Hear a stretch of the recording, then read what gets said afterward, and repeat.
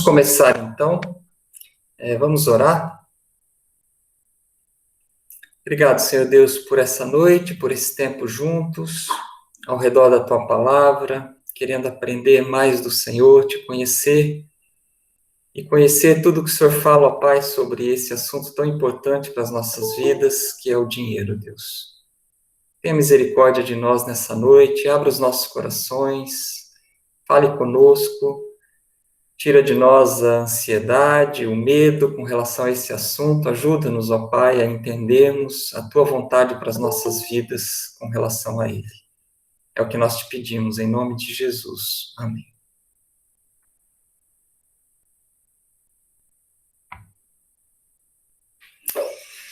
O meu dinheiro e os meus relacionamentos e as reações que eu tenho por causa dele, né?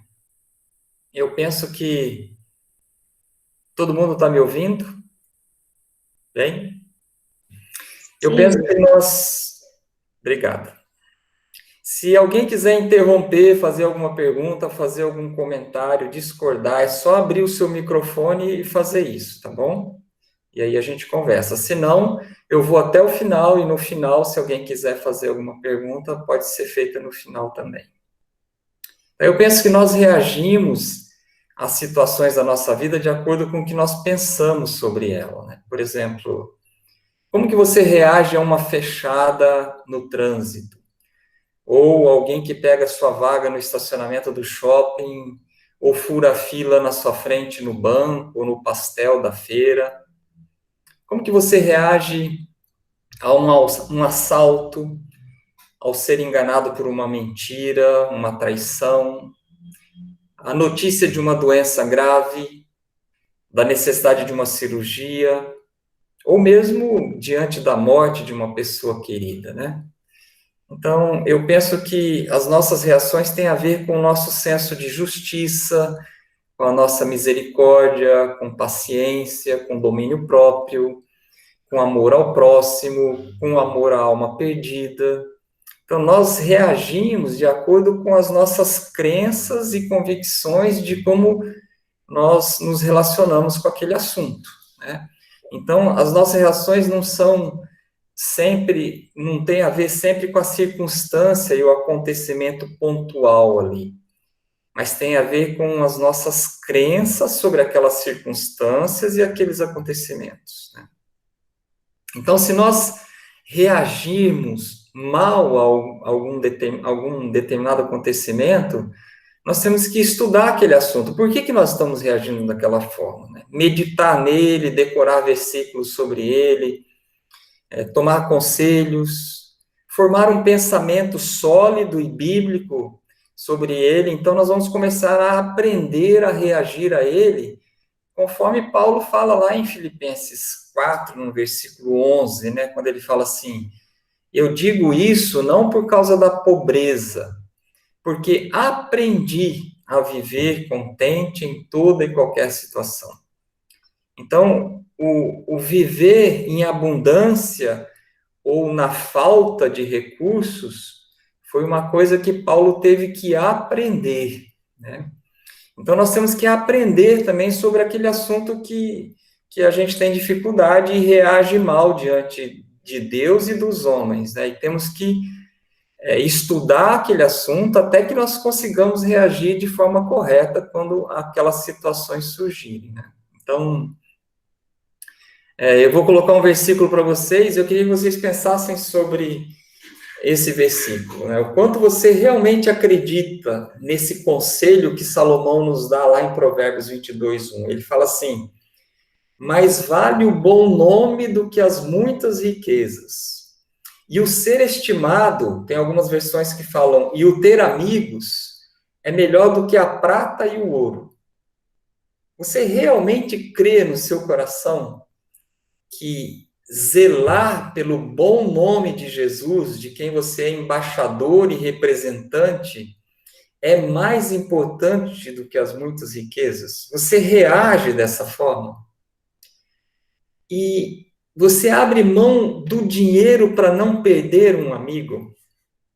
Né? Provérbios 22:1, na segunda parte, fala: e o ser estimado ter amigos é melhor que a prata e o ouro, né? Então, diante de situações envolvendo dinheiro, você vai reagir também conforme as suas crenças, né? Então, com um agravante, que quando nós reagimos a uma situação que envolve dinheiro, é um pouco diferente do reagir com qualquer outra situação. Porque o dinheiro tem um poder que vai além da nossa misericórdia, além da nossa paciência, domínio próprio. Ele desconsidera muito disso às vezes. Ele pode se tornar um ídolo na nossa vida. Então, vamos falar um pouquinho agora sobre o perigo dessa idolatria ao dinheiro, né? Então, o ensino bíblico a respeito de dinheiro, ele faz sentido quando nós enxergamos o dinheiro nesse contexto de principados, potestades, coisas invisíveis, visíveis, tronos, soberanias, autoridades, para descrever certos aspectos aí no âmbito do invisível, que Paulo fala lá em Colossenses 1,16, ele fala assim, pois nele foram criadas todas as coisas nos céus e sobre a terra, as visíveis e as invisíveis, sejam tronos, sejam soberanias, quer principados, quer potestades, tudo foi criado por meio dele e para ele. Então, devido ao pecado, essas potestades perderam o relacionamento adequado que Deus projetou na criação para elas, elas caíram e estão em estado de revolta contra o Criador. E por isso que elas trazem tanta confusão na nossa vida, né? Então, alguns teólogos afirmam que o dinheiro é uma dessas potestades. Quando Jesus usa o termo aramaico mamon para se referir às riquezas, ele está conferindo a elas uma natureza pessoal e espiritual, personificando Mamon como um deus rival. Lá no Sermão do Monte, em Mateus 6:24, Jesus falou assim, ninguém pode servir a dois senhores, porque há de aborrecer-se de um e amar ao outro, ou se devotará a um e desprezará ao outro. Não podeis servir a Deus e as riquezas, ou Mamon. Então, ao dizer isso, Jesus deixa claro que o dinheiro não é um meio impessoal de troca. Ele não é algo moralmente neutro, um recurso a ser usado de maneira boa ou má, dependendo unicamente da nossa atitude para com ele. Então, Mamon é um poder que busca dominar-nos. Então, o dinheiro é um agente ativo, é uma lei por si mesmo. Ele é capaz de inspirar devoção. Tal capacidade faz sobressair o lado sombrio dele. É a realidade espiritual por trás dele que muitas vezes, nós negamos isso vigorosamente. Nós não aceitamos que nós somos controlados, atraídos e muitas vezes dominados, né, por essa potestade que pede devoção, que extrai de nós toda a reserva mínima de bondade. Você vê um avarento reagindo a uma situação de necessidade, você não vê ali um mínimo de bondade, de misericórdia, de amor ao necessitado, você não vê nada. Ele só vê a parte de perda dele, ele só vê o seu senhorio dominando ele, né? Então, é por isso que grande parte dos ensinamentos de Jesus referentes à riqueza tem natureza evangelística, né? Aquela passagem lá em Mateus 19, versículo 21, quando Jesus fala para aquele jovem rico, se queres ser perfeito, vai, vende os teus bens, dá aos pobres e terás um tesouro no céu. Depois vem e segue-me. Mas se a salvação não é por obras, por que Jesus faz uma exigência dessa para o jovem rico, né? Vai, vende tudo e dá aos pobres. A resposta é que Jesus sabia que a riqueza daquele jovem era um Deus rival que buscava a dedicação completa dele. Para Cristo, o dinheiro é um ídolo a quem precisamos dar as costas. a fim de não nos convertermos a ele. Então, olhando para a nossa cultura ocidental, fazendo uma avaliação dela, a gente pode se perguntar por que alguns jovens buscam determinadas carreiras profissionais? Por que as pessoas trocam tanto de celular, de carro, compram tanta roupa? E uma pessoa é considerada poderosa quando? Não é quando os outros olham e veem a marca das roupas que ela usa, o modelo do carro que ela dirige, o endereço da residência dela, os bens que ela adquiriu. Por que as pessoas classificam umas às outras dessa maneira, dando mais importância para o ter do que para o ser? Então, a gente lê lá em contraposição a isso, a gente lê lá em 1 Coríntios 10, 31, Paulo falando assim: portanto, quer comais, quer bebais, ou façais outra coisa qualquer, fazei tudo para a glória de Deus. E em 2 Coríntios 3,18, ele fala: e todos nós, como com o rosto desvendado, contemplando como por espelho a glória do Senhor, somos transformados de glória em glória na sua própria imagem, como pelo Senhor, o Espírito. Então, qual que é o propósito da nossa vida, né? Então, o desafio dessa noite é nós nos confrontarmos. A gente lê lá em 1 Timóteo 6,10 que o amor ao dinheiro é a raiz de todos os males. E alguns nessa cobiça se desviaram da fé e a si mesmos se atormentaram com muitas dores. Então, nós estamos lidando bem com os bens materiais e as coisas que possuímos, ou estamos colocando isso como um ídolo na nossa vida, né? Só continuando com essa visão de que o dinheiro pode ganhar e roubar o nosso amor, Salomão fala lá em Eclesiastes 5,10 que quem amar o dinheiro jamais dele se fartará. E quem amar a abundância nunca se fartará da renda. E ele termina dizendo também isso é vaidade. E Salomão também, em Provérbios 38:9, ele pediu para Deus que Deus não desse nem a pobreza nem a riqueza. Dá-me o pão que me for necessário, para não suceder que, estando eu farto, te negue e diga, quem é o Senhor? Ou que, empobrecido, venha a furtar e profane o nome de Deus. Então, quem idolatra o dinheiro é capaz de qualquer coisa para consegui-lo. Ele nunca está farto. E também é capaz de qualquer coisa para não perdê-lo. Então, a pergunta a ser respondida é: quanto o desejo pela riqueza controla a sua vida? Então, falando de dinheiro, nós podemos dizer que a forma como nós nos relacionamos com ele definirá como nos relacionaremos com Deus e com as outras pessoas por causa dele. Falou em dinheiro, você conhece a pessoa, né? Tem um ditado que fala que você conhece a pessoa quando ela está dentro do campo de futebol jogando bola com os amigos, né? Tem outro ditado que fala que você conhece a pessoa quando você dá poder a ela. Mas tem outro ditado que fala que o casal se conhece depois que comeu 1 quilo de sal juntos, né? Mas tem um ditado que também diz que você vai conhecer uma pessoa quando colocar a mão no bolso dela, né? Quando ela perder um dinheiro que ela acha que ela não deveria ter perdido, ou ganhar menos do que ela acha que ela deveria ter ganhado.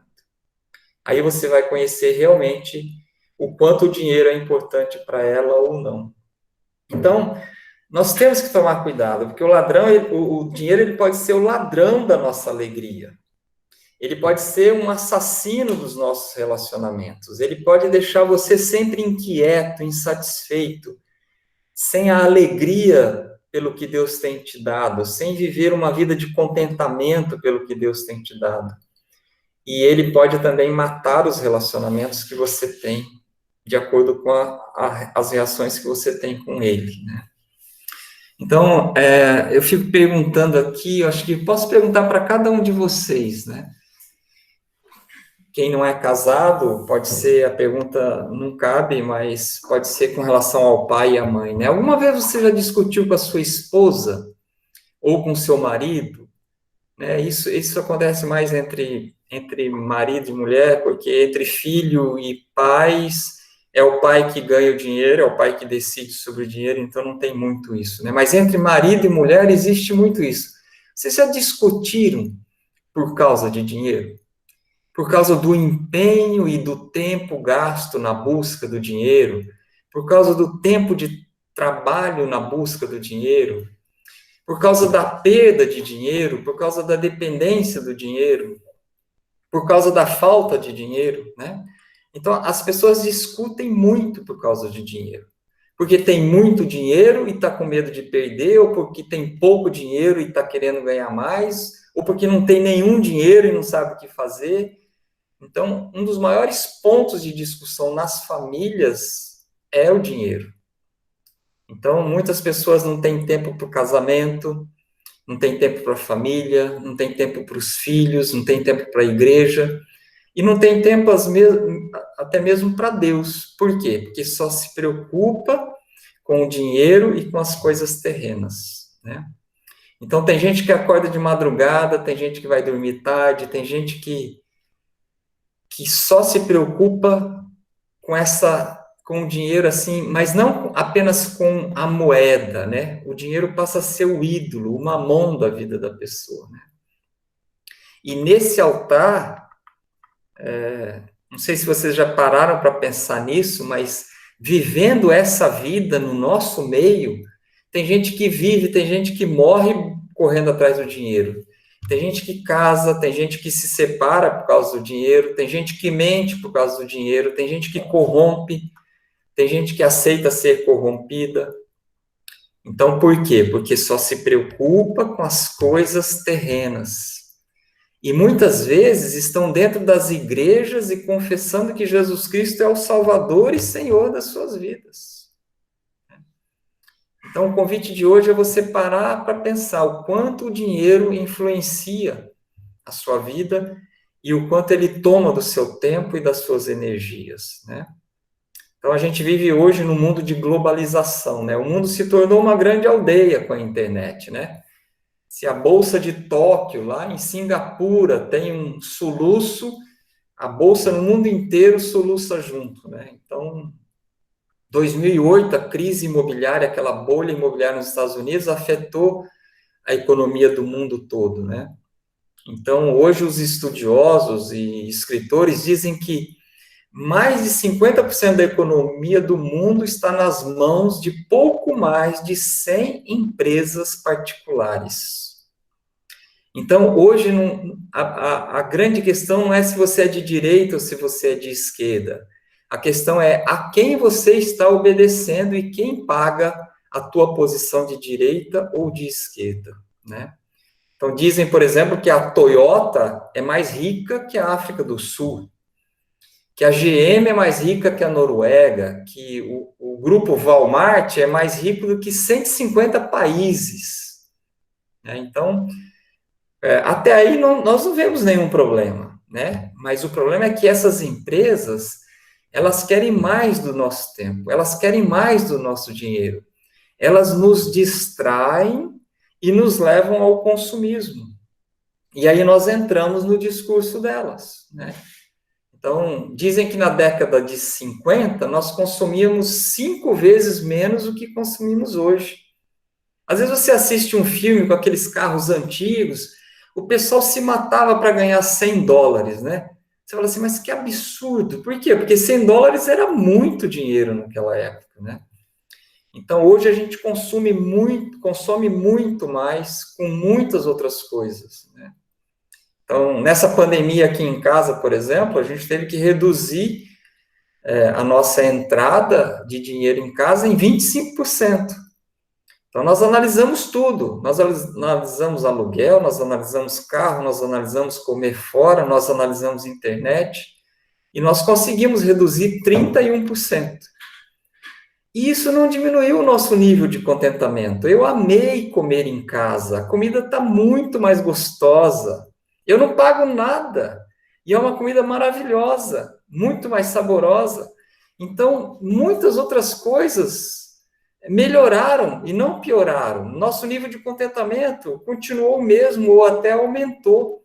Nós não nos tornamos menos felizes do que nós éramos por isso. Então, foi um exercício que nos mostrou que realmente nós vivemos com muito mais do que nós precisamos, né? E nós somos capazes de viver com muito menos do que nós vivemos. E os estudiosos também dizem que na década de 70% dos lares dependiam de uma única renda, só normalmente do marido, né? E hoje, mais de 70% dos lares dependem de duas rendas. Houve uma inversão de 30 para 70. Para quê? Para manter o padrão, muitas vezes para manter o luxo, que na realidade muitas vezes não tem necessidade nenhuma, né? Então, hoje a gente vê crianças que nem sabem falar recebendo um telefone celular de presente. O pai compra outro, dá esse, porque lá tem joguinhos, ela fica passando o dedo lá, não sabe nem falar, às vezes não sabe nem andar, e já está com o celular, né? O que é isso? Qual é o nome disso? É consumismo, né? Então, essas empresas nos levam, nos distraem e nos levam ao consumismo, né? Então, mais uma vez, eu queria compartilhar com vocês que eu louvo a Deus pela esposa que eu tenho. Ela não sabe o que eu vou falar, mas Deus me deu uma esposa que eu não me encaixo em algumas histórias que eu ouço de homens. Por exemplo, toda vez que tem um casamento, a esposa, e às vezes a esposa e a filha, abrem o guarda-roupa e falam assim, eu não tenho nada para vestir.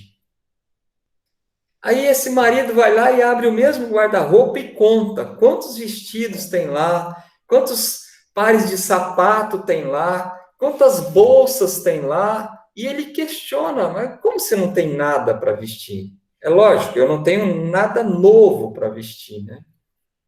Então, eles discutem, ele reclama, o dinheiro está curto, mas no final das contas eles vão para o casamento com um vestido novo, um sapato novo e uma bolsa nova combinando com o sapato, né? Então, qual é o nome disso? Consumismo, né? Dizem que o consumismo é quando você compra o que não precisa, com um dinheiro que você não tem, para impressionar pessoas que você não conhece ou conhece e não gosta delas. Porque os amigos de verdade você não precisa impressionar, né? Então, as pessoas estão se preocupando com as coisas terrenas. E Paulo fala lá em 1 Timóteo 6,9. Os que querem ficar ricos caem em tentação e cilada, e em muitas concupiscências insensatas e perniciosas, as quais afogam os homens na ruína e na perdição. Gente, só tem coisa ruim aqui, né?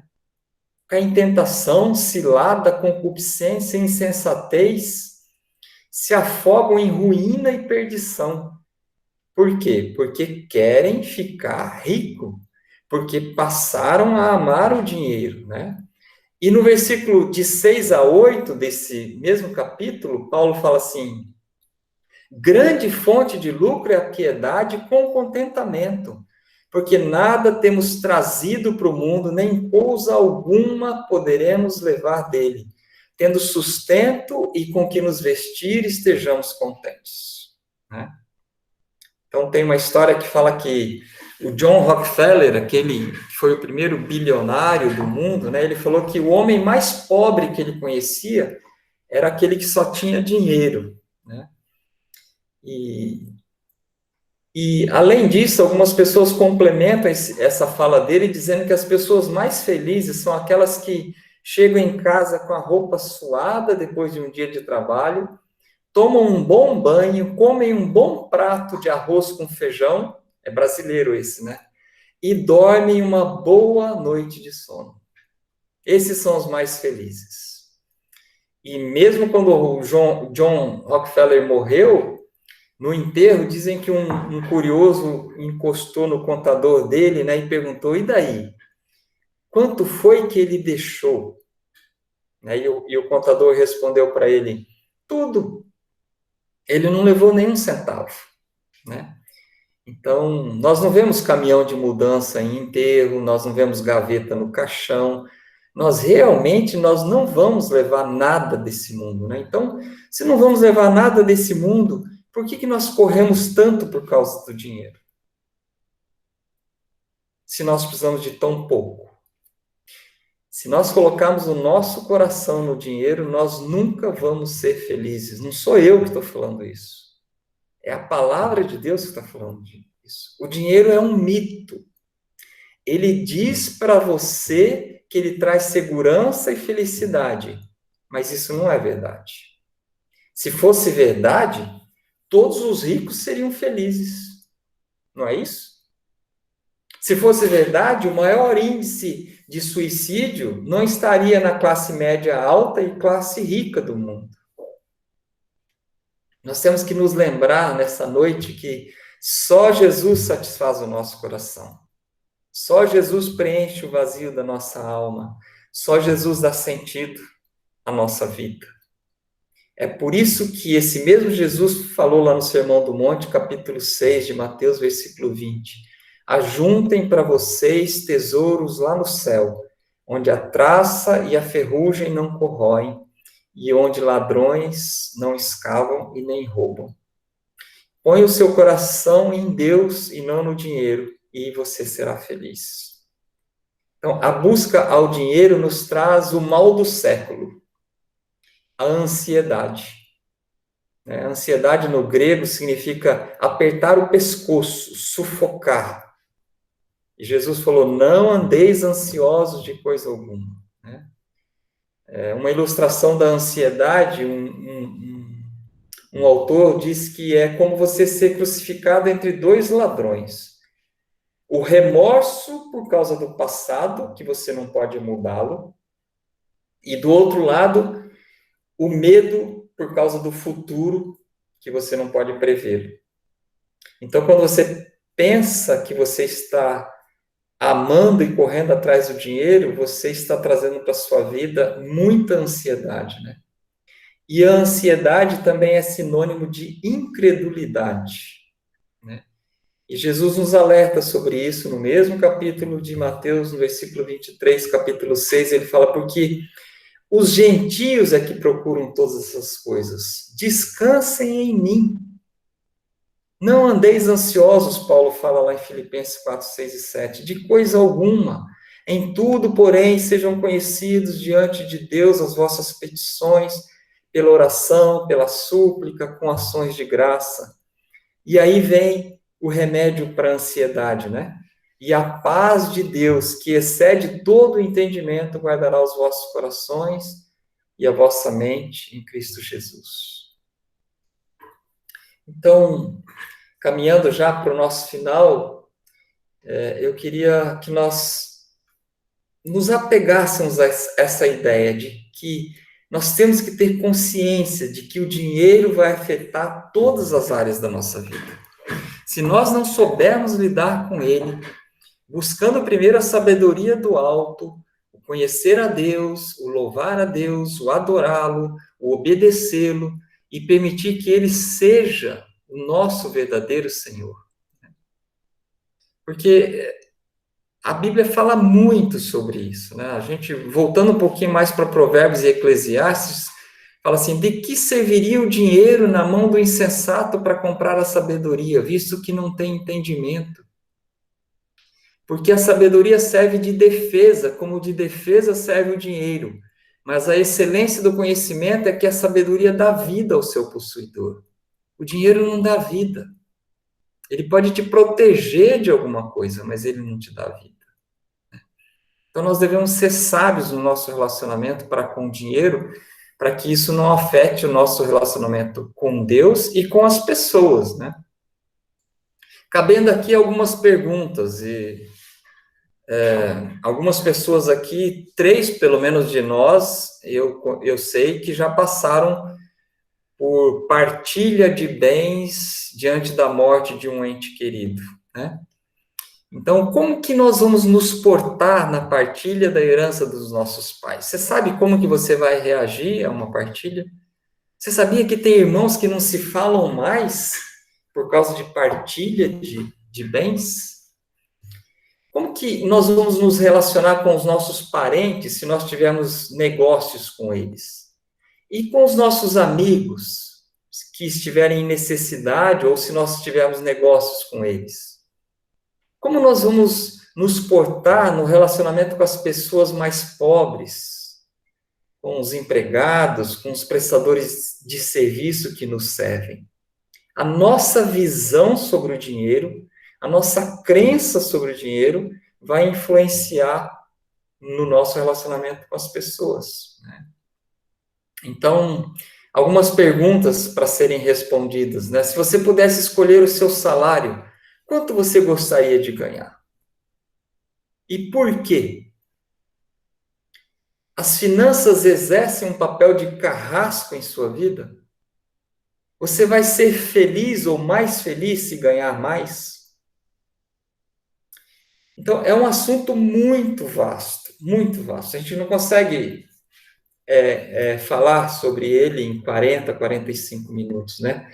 Na Bíblia, Jesus falou 38 parábolas, e das quais 16, quase metade, foi a respeito de como lidar com o dinheiro, com as riquezas ou com as posses. Estima-se que há mais de 2.350 versículos na Bíblia sobre dinheiro e posses, enquanto há em torno de 500 sobre oração e menos de 500 sobre fé. Então, nós vemos que a Bíblia apresenta muitos ensinos sobre dinheiro e posses. O que isso sugere para nós? Que é um tema importante, que merece a nossa atenção. Então, por isso que eu trouxe para vocês esse bate-papo hoje sobre o dinheiro, né? Então, eu queria só dar uma passadinha rápida, nos últimos minutos, sobre o ensino bíblico sobre o dinheiro. Nós vamos olhar duas faces. O dinheiro tem uma face que é a face sombria, e ele tem uma face que é uma face luminosa. Nós temos que saber nos relacionarmos com ele, né? Então, a face sombria diz respeito à maneira pelo qual o dinheiro pode constituir uma ameaça no nosso relacionamento com Deus, e diz respeito à crítica radical da riqueza que muitas vezes nós encontramos nas palavras de Jesus, né? Então, Jesus fez muitas advertências bíblicas sobre a sombria face do dinheiro. Então, ele falou: mas ai de vós, os ricos, não podeis servir a Deus e as riquezas. Não acumulei para vós outros tesouros sobre a terra. É mais fácil passar um camelo pelo fundo de uma agulha do que entrar um rico no reino de Deus. Tende cuidado e guardai-vos de toda e qualquer avareza. Vendei os vossos bens e dai esmola. Dá a todo o que te pede, e se alguém levar o que é teu, não entres em demanda. Depois nós temos todas as cartas dos apóstolos falando sobre isso, né? Então a Bíblia tem muito a nos dizer sobre os perigos do dinheiro, sobre essa face sombria do dinheiro. E, segundo os estudiosos, existem razões que nos levam a ter medo quando o assunto é dinheiro. Então, nós podemos temer ficar sem dinheiro porque os nossos pais não tiveram dinheiro, porque nós passamos necessidade, ou porque os nossos pais fracassaram na área de dinheiro e nós sofremos as consequências disso.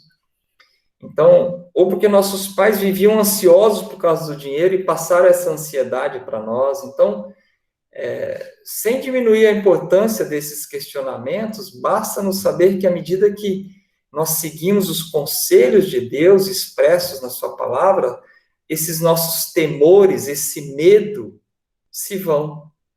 Tanto medo, às vezes, é medo de ter muito dinheiro. Como você vai reagir se você tiver muito dinheiro? Então, às vezes nós temos medo de nos relacionar com dinheiro.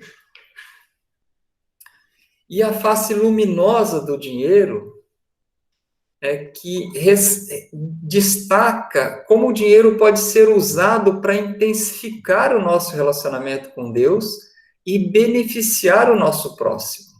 Então, algumas situações que fica evidente que é uma face luminosa do dinheiro. Por exemplo, quando Zaqueu se converteu, ele decidiu abrir mão do seu Deus, Mamon, né? E ele fala lá em Lucas 19:8, ele fala para Jesus: Senhor, resolvo dar aos pobres a metade dos meus bens. E se em alguma coisa tenho defraudado alguém, restituo 4 vezes mais. E então Jesus disse: hoje houve salvação nessa casa. Realmente esse sujeito mudou de Senhor. Né? E Jesus foi ungido 2 vezes por mulheres de uma forma excêntrica, né? E ele elogiou os 2 atos. Um está lá em Mateus 26, lá em Betânia, na casa de Simão, leproso, quando uma mulher trouxe um vaso de alabastro cheio de bálsamo, né? E derramou sobre a cabeça de Jesus, quando ele estava à mesa, né? E alguns dos discípulos se indignaram e falaram: por que esse desperdício? Lembra? Mateus 26, próximos da morte e da crucificação de Jesus, foi quando ele mandou o traidor fazer o que ele tinha que fazer naquele momento, né, ali da ceia, né? Ele fala: por que molestais essa mulher? Ela praticou boa ação para comigo, pois derramando esse perfume sobre o meu corpo, ela o fez para o meu sepultamento, que dali ele ia ser preso, ia ser morto e sepultado, né? E aí ele fala: em verdade vos digo, onde for pregado em todo o mundo esse evangelho, será também contado o que ela fez para a memória sua. Então, o dinheiro pode ser usado para coisas boas, né? E na outra passagem está em Lucas 7, quando quando um dos fariseus convidou Jesus para jantar com ele, Jesus tomou lugar à mesa e uma mulher da cidade, pecadora, sabendo que ele estava à mesa, levou um vaso de alabastro com um unguento e, estando por trás, aos seus pés, chorava e regava os seus pés com lágrimas e os enxugava com os próprios cabelos e beijava-lhes os pés e ungia os pés de Jesus com unguento. E ao ver isso, o fariseu que tinha convidado Jesus disse consigo mesmo: se este fora profeta, bem saberia quem e qual é a mulher que lhe tocou, porque é pecadora. Disse, então, Jesus se dirigiu a ele e falou: Simão, uma coisa tenho a dizer-te. E ele falou: dize-a, mestre. Certo credor tinha 2 devedores. Um lhe devia 500 denários e o outro 50. Não tendo nenhum dos 2 com que pagar, perdoou-lhes a ambos. Qual deles, portanto, o amará mais? E Simão respondeu: suponho que aquele a quem mais perdoou. E Jesus falou: julgaste bem. E voltando-se para a mulher, disse a Simão: vês esta mulher? Entrei em tua casa e não me deste água para os pés. Esta, porém, regou os meus pés com lágrimas e os enxugou com seus cabelos.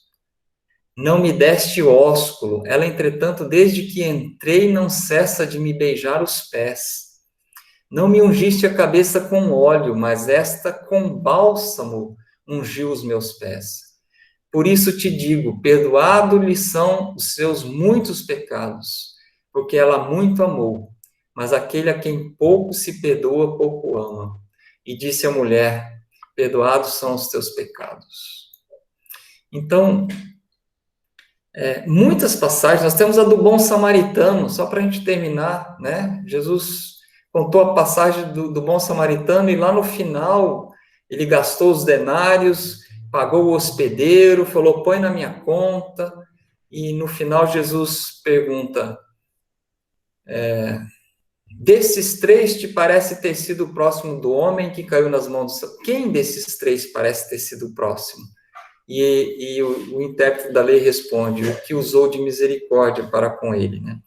Que não só gastou do seu tempo e da sua energia, mas pôs a mão no seu bolso. tratou o seu próximo necessitado com amor e com misericórdia, e usou e gastou o seu dinheiro para isso, né? Então, tem inúmeras passagens, né? A viúva que colocou a única moeda que ela tinha, né? Então, eu acho que a gente pode pensar que o dinheiro não é uma coisa ruim, existe um perigo nele, o perigo da idolatria e de amá-lo e ele tomar o senhorio de Jesus. Mas ele nas mãos de quem tem consciência e que tem Jesus como seu único Salvador e Senhor mesmo, ele pode ser abençoador na vida das outras pessoas, né? Então, alguns dizem que nós temos que tentar ter vitórias sobre essa face sombria do dinheiro, né? Então, nós temos que olhar para nós e subjugar essa potestade que quer ser nosso ídolo, né? E algumas sugestões existem, por exemplo, você tem que trabalhar os seus sentimentos, né? Então, o que você sente com relação ao dinheiro? Você tem medo de perder o dinheiro? Você tem medo de ter muito dinheiro? Então, às vezes as pessoas não conseguem tomar decisões por causa do medo, nas mínimas coisas. Não conseguem comprar uma roupa, tem medo de gastar e de ficar sem dinheiro. Então, por que tem esse medo? Tem que se trabalhar isso, né?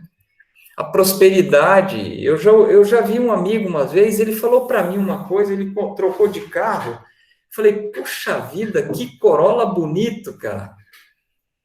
E ele falou assim, olha, eu comprei porque estava numa promoção, era uma coisa assim imperdível. Falei, pô, mas que legal, que joia que você achou uma promoção, que carro bonito, parabéns, né? Aí eu tava andando assim, outra pessoa falou assim, que carro bonito. Ele falou a mesma coisa. E depois eu vi ele falando para outras pessoas. Ele não conseguia conviver com a prosperidade. Eu procurei ele e falei, cara, para de falar isso. Ninguém pagou esse carro para você. Foi o seu trabalho que pagou esse carro para você. Você não precisa falar que você comprou porque estava em promoção. Você não precisa falar que você foi viajar porque tinha milhas. Você não precisa falar que você foi viajar porque apareceu uma promoção no hotel. Você tem que saber conviver com a prosperidade, né? Você tem que desfrutar do dinheiro que você ganhou com o teu trabalho. Isso é santo, isso é abençoador, né? Então, nós temos que trabalhar alguns sentimentos que nós temos, né? Então, a renúncia, às vezes, nós temos que tentar, tentar o tempo todo estar consciente de que o que você tem, o que você ganhou, e essa talvez a facilidade de ganhar dinheiro que você tem, não é porque você é inteligente, porque você é esperto. Renuncia a esse tipo de pensamento, até porque Deus é bom para você. É Ele que te dá essa capacidade de ganhar, é Ele que te dá o dinheiro, né? E um último exercício que a gente pode fazer para afastar esse lado sombrio do dinheiro é a doação, né? É nós estarmos prontos a doarmos de forma alegre, conforme Paulo fala lá em 2 Coríntios, de forma generosa. Nós nos desprendermos do dinheiro, nós nos libertarmos do poder da cobiça, da avareza e repartirmos o que Deus tem nos dado com as outras pessoas que precisam dele naquele momento. Então, era isso. Glorifique a Deus com a sua prosperidade. Não tenha medo de ser próspero. Deus não tem nada contra a prosperidade, mas mantenha o senhorio dele, o trono dele sempre diante de você e não do dinheiro, né? Então, se alguém quiser abrir o microfone, eu vou parar de gravar e nós podemos conversar. Se você quiser conversar, fazer alguma pergunta, eu estou à disposição.